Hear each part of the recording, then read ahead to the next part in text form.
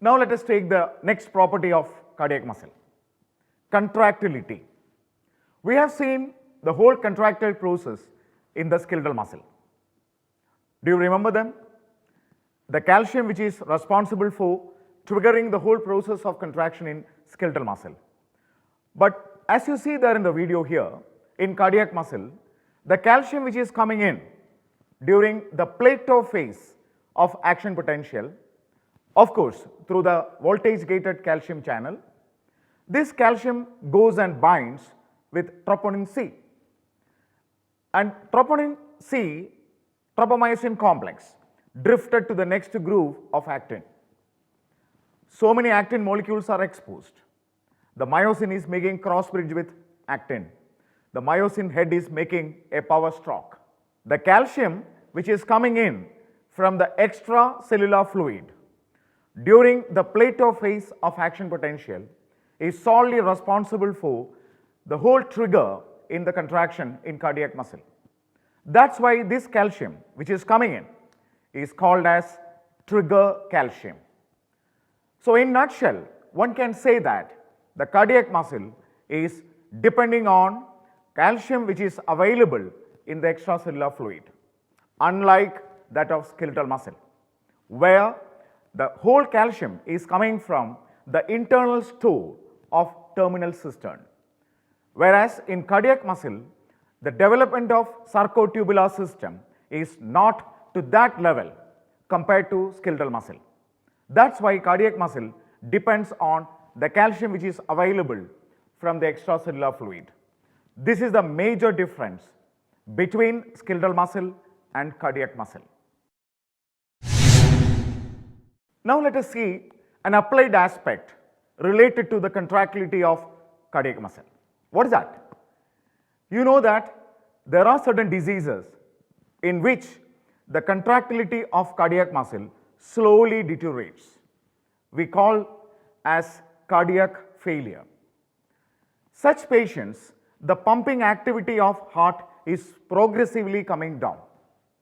The drug that we use in such a situation is called Digitalis, or otherwise cardiac glycoside. What is the mechanism of action of this Digitalis?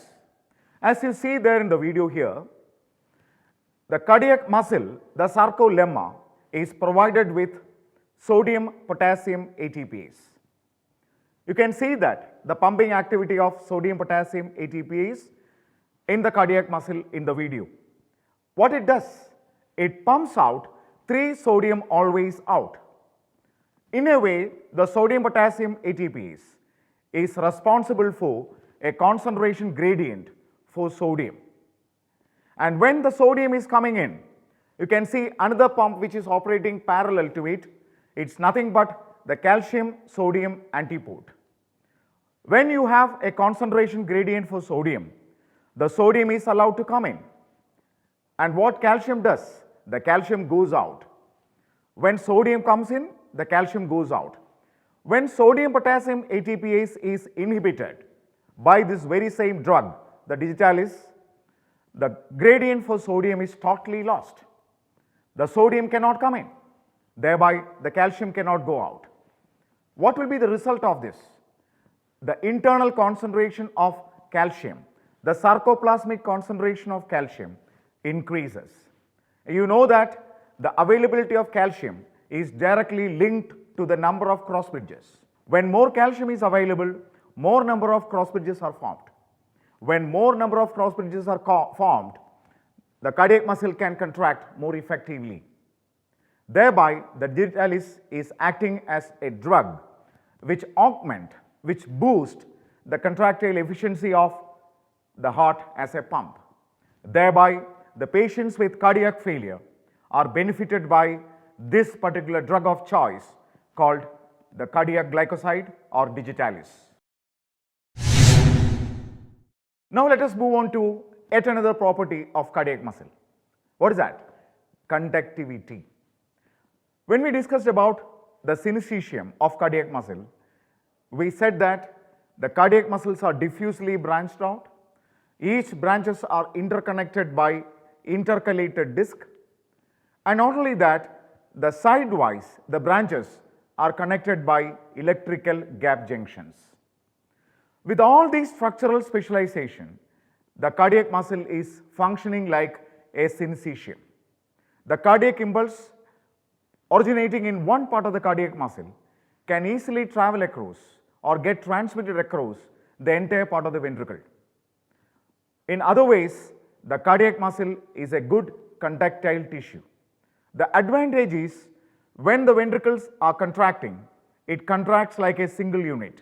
That means anteriorly, inferiorly, sidewise and basewise, the ventricles are getting squeezed so that the blood inside the ventricle is getting ejected into the great vessels.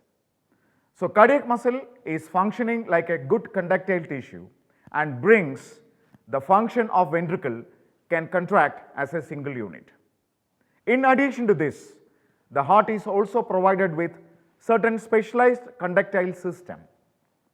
We will go into the detail about this conducting system in the coming module of origin and spread of cardiac impulse.